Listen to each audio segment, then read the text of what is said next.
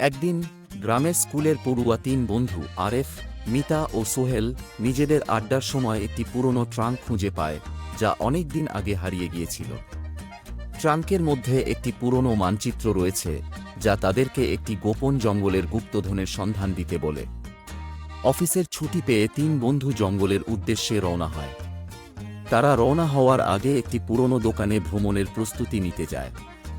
এখানে তাদের হাতে নানা ধরনের সরঞ্জাম যেমন পকেট লাইট, খাদ্য এবং ম্যাপের কপি সংগ্রহ হয়। তিন বন্ধু যখন জঙ্গলের ভিতরে প্রবেশ করে, তারা দেখতে পায় যে জঙ্গলটি অনেক বেশি ঘন এবং রহস্যময়। ছোট পাখি, সরীসৃপ এবং অদ্ভুত গাছপালা তাদের পথ আটকে দেয়। মাঝে মাঝে তারা কিছু অদ্ভুত শব্দ শোনে, যা তাদের আরও ভয় পাইয়ে তোলে।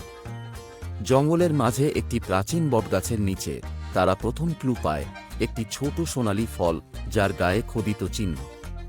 তারা মনে করে এই ফলটি হয়তো গুপ্তধনের প্রথম চিহ্ন। অচিরেই তারা একটি বিস্তীর্ণ নদী পায়। নদী পার করার জন্য তারা একটি ছোট বাঁশের সাঁকো তৈরি করে। জলপ্রপাতের গর্জন তাদের পথের দিকে আরও উত্তেজনা যোগ করে। অপরদিকে এক হিংস্র বাঘের সাথে তাদের মুখোমুখি হতে হয়। বাঘটি তাদের দিকে আসতে থাকলে তারা দুঃসাহসিকভাবে একত্রে দাঁড়ায় এবং মিতা বাঘটিকে শান্ত করার জন্য এক প্রাচীন গান গাইতে শুরু করে।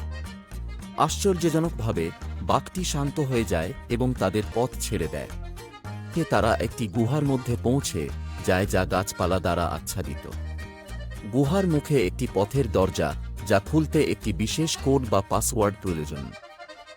তারা পুরনো মানচিত্রে ক্লু দেখে দরজাটি খোলার রহস্য খুঁজে পায়।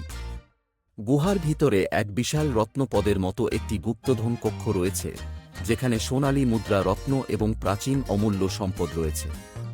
তারা খুশিতে ভরে ওঠে, কিন্তু তারাও জানে সত্যিকারের গুপ্তধন কি। গুপ্তধন পাওয়ার পর তারা বুঝতে পারে এই সব কিছুর চেয়ে বড় গুপ্তধন হল বন্ধুত্ব এবং সাহস।